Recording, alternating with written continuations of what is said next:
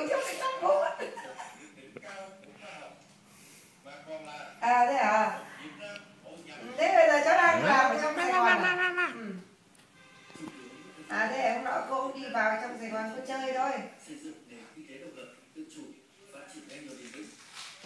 Cô biết được sao cháu ở đâu được, phải có chú có điện thoại của cháu.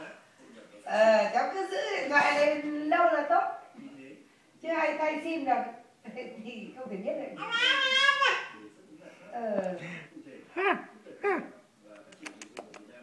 Cô đi chỉ đang chơi với người ta cái dạng chơi.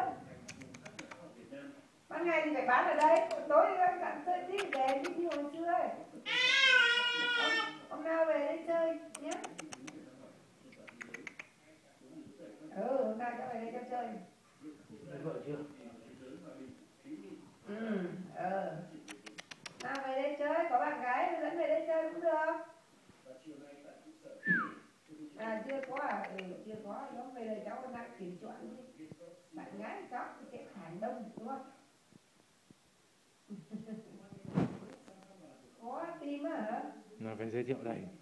Cháu nó bảo khó tìm biết lấy vợ Việt Nam không? Cô giới thiệu từ đây.